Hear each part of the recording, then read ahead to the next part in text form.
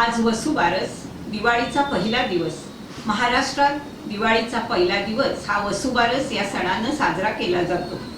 दिवाळी सण यंदा 28 ऑक्टोबर पासून म्हणजे आजपासून चालू झाला। वसुबारस निमित्त दीपवाहिनीच्या सर्व प्रेक्षकांना हार्दिक शुभेच्छा। या मंगलदिनी घरोघरी यश, समृद्धी, सुख नांदावं हीच ईश्वर चरणी प्रार्थना। आजच्या ठळक घडामोडी। गुहागरच्या जागेचा तिढा सुटला। महायुतीकडून राजेश बेंडल यांनी भरला उमेदवारी अर्ज। मंत्री उदय सामंत यांची उपस्थिती। राज ठाकरे यांच्या स्वप्नातला महाराष्ट्र नक्की घडवू, मनसे राज्य सरचिटणीस वैभवजी खेडेकर यांनी व्यक्त केला विश्वास। ठाण्यातील कोपरी पाच पाखाडीतून एकनाथ शिंदे यांनी दाखल केला उमेदवारी अर्ज। मतदान केंद्रावर सुविधा देण्याबाबत सार्वजनिक बांधकाम विभागानं कार्यवाही करावी, एम देवेंद्र सिंह यांचे आदेश। श्री अक्कलकोट दर्शन यात्रा ग्रुप खेडनं शहरातील गरजू मुलांची दिवाळी केली गोड। सविस्तर वृत्त। आज वसुबारस, दिवाळीचा पहिला दिवस। दिवाळीची सुरुवात गाय आणि वासराच्या अंगी असणारी उदारता, प्रसन्नता, शांतता आणि समृद्धी सर्वांना लाभावी यासाठी गाय वासराची पूजा केली जाते। लक्ष्मी नारायण देवस्थान खेड इथे या निमित्तानं गाय वासराची पूजा करण्यात आली। यावेळी महिला वर्गानं चारा तसेच दिवाळीचा फराळ गायीला देऊन तिची साग्र संगीत पूजा केली। राज्यात सध्या विधानसभा निवडणुकीची रणधुमाळी सुरू असल्याचं बघायला मिळत आहे। रत्नागिरी जिल्ह्यात देखील विविध राजकीय पक्षांकडून आपापले उमेदवार जाहीर करण्यात आले। शिवसेना पक्षाची दुसरी यादी रविवारी सायंकाळी जाहीर झाली। यामध्ये विविध 20 जागांवर उमेदवार निश्चित करण्यात आले। या दुसऱ्या यादीत देखील गुहागर विधानसभा मतदारसंघाचा उमेदवार जाहीर न झाल्याने या ठिकाणी पुन्हा संभ्रम निर्माण झाला होता। मात्र आज 28 ऑक्टोबर रोजी राजेश बेंडल यांनी आपला उमेदवारी अर्ज सादर केला। या जागेवर यापूर्वी शिवसेनेकडून विपुल कदम यांच्या नावाची चर्चा झाली होती। गुहागर विधानसभा मतदारसंघात शिवसेनेचा उमेदवार नक्की कोण असा प्रश्न पडलेल्या जनतेला आता उत्तरामध्ये गुहागर विधानसभा मतदारसंघासाठी शिवसेनेकडून राजेश बेंडल मिळाले। आज गुहागर येथे हजारो जनसमुदायाच्या उपस्थितीत त्यांनी आपला उमेदवारी अर्ज दाखल केला। यावेळी उदय सामंत देखील या ठिकाणी उपस्थित होते। मंत्री उदय सामंत यांनी उपस्थित जनसमुदाय पाहून हा महायुतीचा विजय आहे, राजेश बेंडल यांना गुहागर वासियांचा उदंड प्रतिसाद असून त्यांचा विजय या ठिकाणी निश्चित असल्याचं मत व्यक्त केलं। तसेच बेंडल यांची कौटुंबिक पार्श्वभूमी ही सामाजिक कार्याचा वारसा लाभलेली असून यांच्या कुटुंबियांचे कार्य हे गुहागर वासियांना ज्ञात आहे। तसेच राजेश बेंडल हे स्वतः माजी नगराध्यक्ष असून त्यांनी राजकारणात देखील विविध पदे भूषवली आहेत। यामुळे त्यांचा विजय निश्चित असल्याचं मत उदय सामंत यांनी यावेळी व्यक्त केले। आणि म्हणून छत्रपती शिवाजी महाराजांच्या पुतळ्याला अभिवादन करून लोकनेते रामभाऊ बेंडल यांचं स्मरण करून आज या अर्ज भरण्याचा शुभारंभ होतोय। आणि आपल्या देखील लक्षात आलं असेल की एका दिवसामध्ये राजेशजींचा फॉर्म भरण्यासाठी किती हजारो लोक ही रस्त्यावर उतरलेली आहेत। मला असं वाटतं की याच्यातच आमचा महायुतीचा विजय आहे। मला हे सांगा साहेब, एवढा मॉब बघताना किती मताधिक्याने राजेश बेंडल निवडून येतील? लोकशाहीमध्ये कोणालाही ओव्हर कॉन्फिडन्स असू नये। समोरचे सगळे लोकशाहीतले उमेदवार हे आमचे प्रतिस्पर्धी आहेत। आम्ही त्यांना कडवी झुंज देऊ आणि आमचा विजय निश्चित अर्ज दाखल केलाय, याबद्दल तुम्ही काय सांगाल? शिवसेना, भारतीय जनता पार्टी, राष्ट्रवादी काँग्रेस पक्ष, RPI, बळीराज सेना आणि सर्व घटक पक्ष या महायुतीच्या मार्फत मी हजारोच्या संख्येने असलेले आमचे सर्व कार्यकर्ते, सर्व घटक युतीचे कार्यकर्ते यांच्या सर्वांच्या साक्षीने आणि आदरणीय पालकमंत्री उदयसिंह सामंत साहेब यांच्या समवेत हा अर्ज उमेदवारी दाखल केलेला आहे। आणि मला निश्चितपणाने खात्री आहे की आत्ताचा जनसंवाद तुम्ही बघितला असाल, कारण मला उमेदवारी दाखल करण्यासाठी युतीच्या मार्फत 1 दिवसापूर्वीच कळवण्यात आलं होतं। आणि या 1 दिवसाच्या कालावधीमध्ये 5000च्या संख्येने लोक उपस्थित मला आशीर्वाद देण्यासाठी उपस्थित होते। ह्याचाच अर्थ काय आहे, तो संकेत आहे, तो तुम्हाला कळला असेल।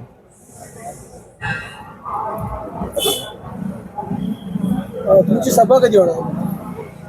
आता एकनाथ शिंदे साहेब असतील, अजितदादा पवार असतील, देवेंद्र फडणवीस असतील, या सर्व नेते मंडळांच्या तारखा घेऊन पुढील सभा आपली होईल. पण निश्चितपणाने एक सभा या मतदारसंघामध्ये घ्यायची आहे असा सर्व कार्यकर्त्यांचा आग्रह आहे. उमेदवारी दाखल केला तेव्हा एबी फॉर्म आला, एबी फॉर्म दिला आता.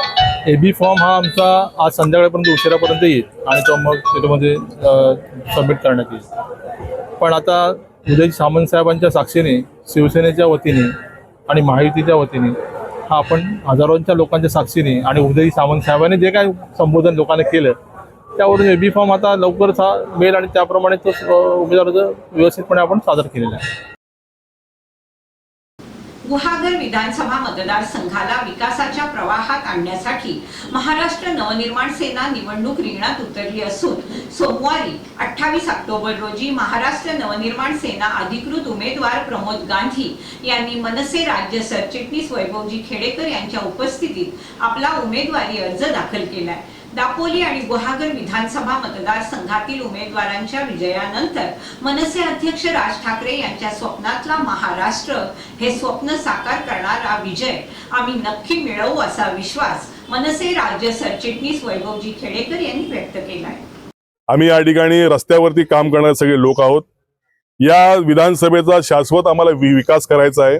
ज्या पद्धतीने गेली 15-20 वर्ष एकाच घराण्याला या सगळ्या मतदारसंघामध्ये संधी मिळाली आहे, त्यापेक्षा पलीकडे जाऊन प्रमोदजींसारखा चांगला काम करणारा कार्यकर्ता या विधानसभेला लाभलेला आहे. एकदा या विधानसभेची सूत्र प्रमोदजींच्या हाती देऊन राजसाहेबांच्या स्वप्नातला महाराष्ट्र किंवा स्वप्नातला विधानसभा या गुहागर मतदारसंघामध्ये त्यांचे जे स्वप्न आहेत ती या ठिकाणी आणण्यासंदर्भातलं आमचं विजन आहे.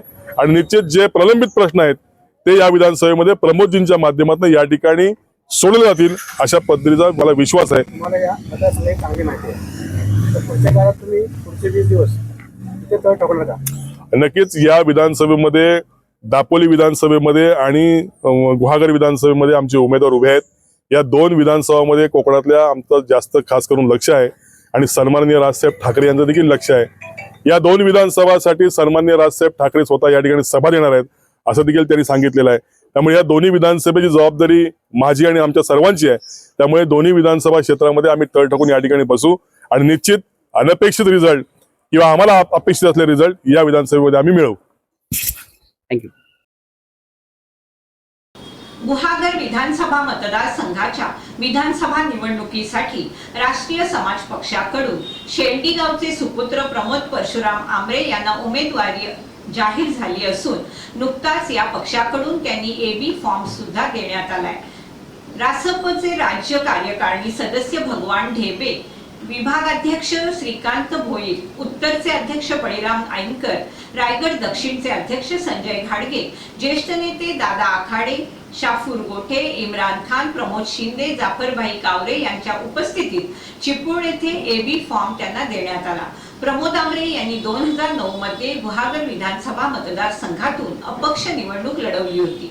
त्यानंतर राष्ट्रीय समाज पक्षाचं काम करत असताना समाजकारणात देखील न्याय दिला म्हणून पक्षाने त्यांना उमेदवारी दिली.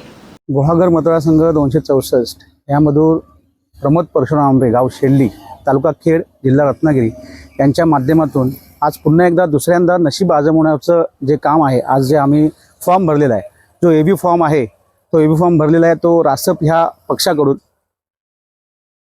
2009ला म्हणजेच 15 वर्षापूर्वी प्रमोद आंबरे यांनी अपक्ष फॉर्म भरला होता आणि गेली 15 वर्ष लोटे MIDC असेल तर लोटे MIDC मधील काही कामगारांचे प्रश्न असतील किंवा काही प्रदूषणाबाबत काही विषय असतील तर ते स्वतः हे पत्रकार सुद्धा आहेत. त्यामुळे ते तिथल्या लोकांना न्याय मिळवून देण्याचा प्रयत्न करतात. बऱ्याचशा वेळेस त्यांनी अन्याय झालेल्या लोकांवरती, ज्यांच्यावरती अन्याय झाला त्यांना न्याय मिळवून देण्याचा प्रयत्न केला आणि त्यामुळे आज त्यांना असं वाटलं ह्यावेळेस की आपण एखाद्या पक्षाकडून जर का तिकीट मिळाली, एबी फॉर्म मिळाला तर आपण लढवू शकतो. तर तुम्ही मगाशी विचारलात की विरोधकांकडे भरपूर झेंडे उडवायला झेंडे होते. आम्ही मात्र झेंडे उडवणार नाही आहोत. आम्ही एकदम प्रचारासाठी उतरलोय. साधी माणसं आहोत आणि 23 तारखेला तुम्हाला जेव्हा रिझल्ट ज्या दिवशी दिसेल तर त्या रिझल्टच्या दिवशी नक्कीच तुम्हाला मतपेटीमध्ये मतं किती असतील ते तुम्हाला दिसतील. ह्या अनुषंगाने मी ते बोलू इच्छितो. तसेच पुढचे अजून काही दिवस आहेत. काही दिवसांमध्ये आमच्या पक्षामध्ये अजून बऱ्याच लोकांचा पक्षप्रवेश होणार आहे आणि त्यानंतर आम्ही आमची जी काय वस्तुस्थिती असणार आहे ती आम्ही समोर आणणार आहोत. धन्यवाद. याचबरोबर संदीप हरी फडकले यांनी देखील गुहागर विधानसभा मतदारसंघासाठी आपला उमेदवारी अर्ज दाखल केलाय। त्यामुळे गुहागर विधानसभा मतदारसंघात बहुरंगी लढत पाहायला मिळणार आहे। कुणबी समाजाचे कार्यकर्ते संदीप फडकले हे अपक्ष उमेदवार म्हणून लढणार आहेत। संदीप फडकले यांच्यामुळे कुणबी समाजाच्या आशा उंचावल्या आहेत। खेड तालुक्यातील असणी गावचे ते सुपुत्र आहेत। त्यांनी आजपर्यंत आपल्याकडे कोणतेही मोठं पद नसताना देखील अनेक समाजकार्य केली आहेत। त्यामुळे समाजकार्याची आवड आणि बहुजन समाजाविषयी असणारी आपुलकी यामुळे यांच्या पाठीशी आम्ही नक्की उभे राहू असं मत जनमानसातून व्यक्त केलं जात आहे। ठाण्यातील कोपरी पाचपाकाडी विधानसभा मतदारसंघातून मुख्यमंत्री एकनाथ शिंदे यांनी आपला उमेदवारी अर्ज दाखल केला। यावेळी केंद्रीय मंत्री रामदास आठवले, खासदार डॉक्टर श्रीकांत शिंदे, खासदार नरेश म्हस्के, आमदार प्रताप सरनाईक, माजी आमदार रवींद्र फाटक, मुख्यमंत्र्यांचे वडील संभाजी शिंदे, पत्नी लता शिंदे, सून वृषाली शिंदे तसेच नातू रुद्रांश हे उपस्थित होते।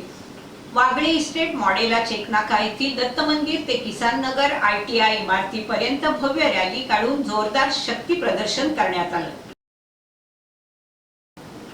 तर उपमुख्यमंत्री अजित पवार यांनी देखील आज उमेदवारी अर्ज दाखल केला असून बारामतीच्या कसब्यातून भव्य रॅलीचं आयोजन करण्यात आलं होतं। दुपारी प्रचाराचा नारळ फोडण्यात आला।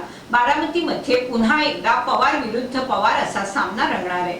अजित पवार यांच्या विरोधात युगेंद्र पवार मैदानात उतरले असून शरद पवार यांच्या उपस्थितीत युगेंद्र पवारांनी देखील आज उमेदवारी अर्ज दाखल करण्यात। मनसेकडून ठाकरे कुटुंबातून पहिल्यांदाच निवडणूक लढवणारे अमित ठाकरे यांनी देखील आजच उमेदवारी अर्ज दाखल केलाय।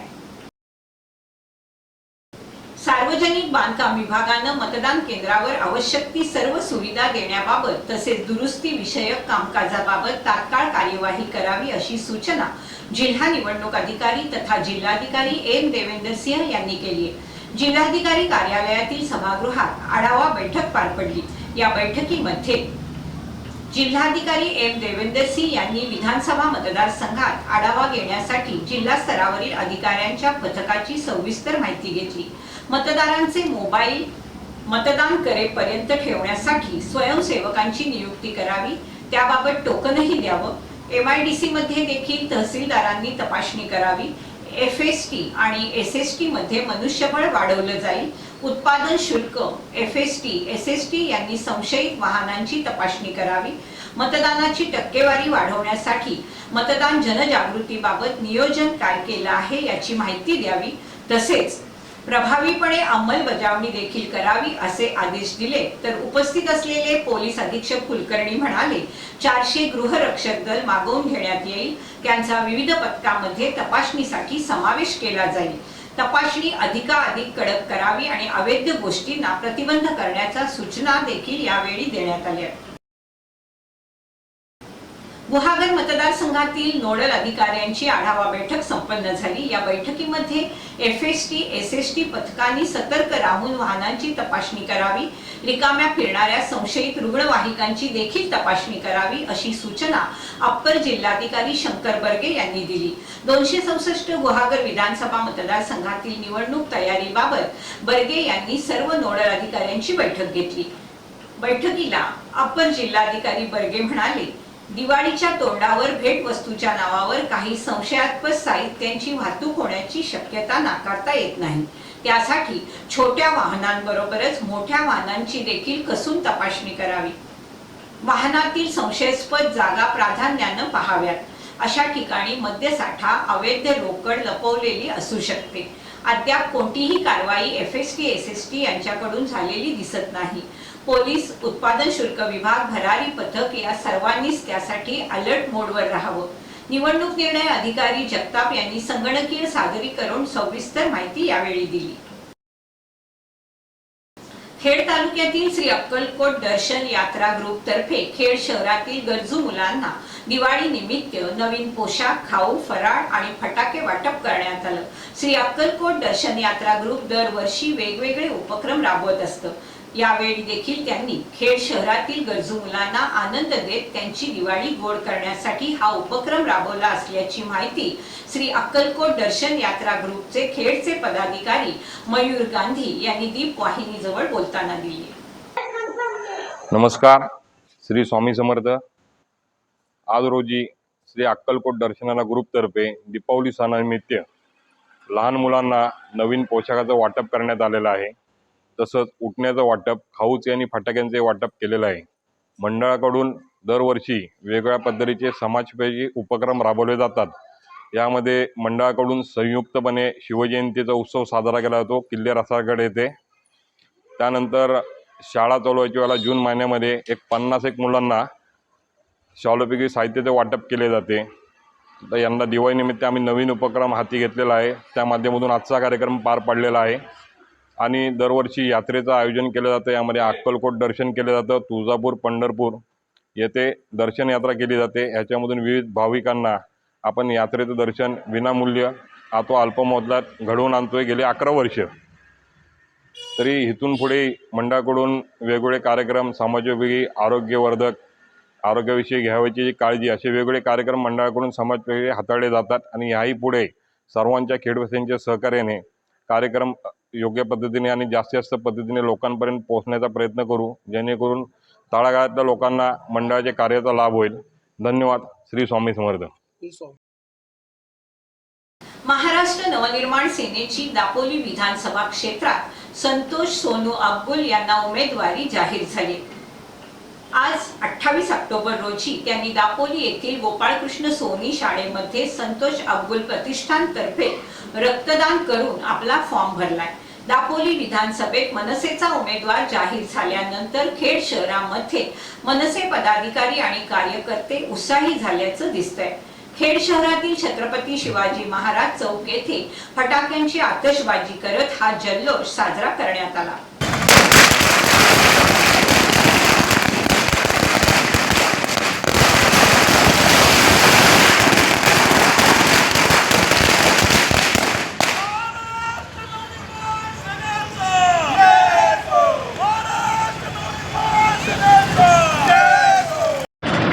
महाराष्ट्र नवनिर्माण सेना सन्माननीय राजसाहेब ठाकरे यांनी आज दापोली विधानसभा मतदारसंघाचे महाराष्ट्र नवनिर्माण सेनेचे उमेदवार म्हणून संतोषजी अकबुल यांची निवड केली आहे.